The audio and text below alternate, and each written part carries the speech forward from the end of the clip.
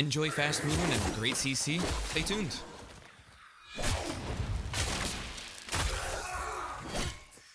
Hi there. If you're one of the like 2 people that watch me rant about the sprint cancel tech for Ode Tempest Grapple, boy do I have an update for y'all. And well, for those who haven't seen it, some context. It's a bug. So normally, when you grapple knock down enemies, you will do the stomp takedown followed by your weapon's finisher. Very easy and consistent to do against mockeries, but against the Ode, you hang in the air. It's genuinely hilarious until you get killed. Still kind of funny, but also annoying. Either way, to counteract this bug, I had realized you can sprint to cancel the grapple. Now you can either A, get the voltaic stomp plus your weapon's finisher, or B, the extra voltaic damage transfers to your weapon, so you only need to do 1 attack.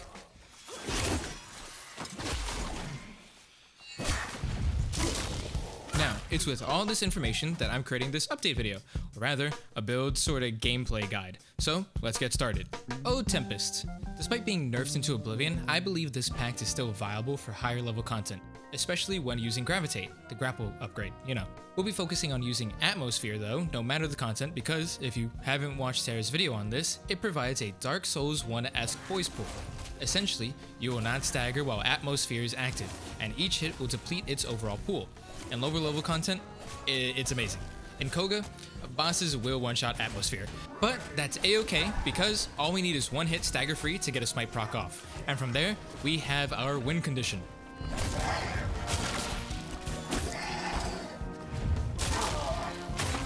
And what condition might that be? It's our Polearm.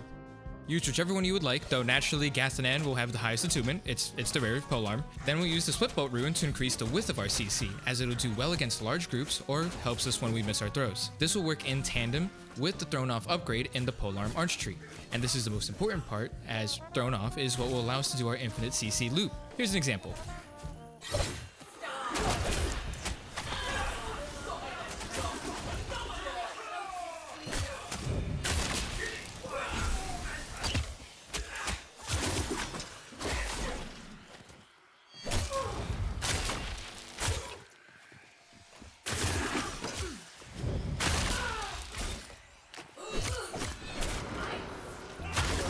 It's pretty cool.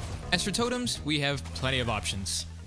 I won't spout all of them off on the screen, but understand you can use 2 Toilings or 2 Nimbles, or mix things up.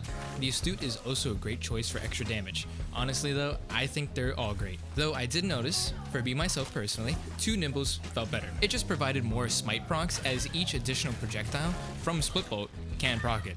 As for our sidearm, naturally we'll use the Precklies with the Messenger Totem for the highest chance of smiting. Easy peasy. So, how does this all work gameplay-wise? Well, it's quite simple. If you're using Splitbolt, then we're playing to proc it. Have Atmosphere active to start a fight, play safely from afar or up close, get your smite, throw your spears, and then grapple towards your target to get your first takedown with extra voltaic damage. Then you can keep throwing your spear to keep the boss down until it's dead. It's that easy. And the reason I say if about Splitbolt is that you don't necessarily need it. It just makes life easier. You can 100% do perpetual knockdowns using just your polearm throw. And if you engage enemies from afar, you'll just have to grapple to close the distance, get your takedown, then stunlock the boss from there. It's a rather safe playstyle while also being incredibly enjoyable via the grapple with the sprint cancel tech. And that's that. Enjoy. Oh, my cat's on the mic. Hello, say hi.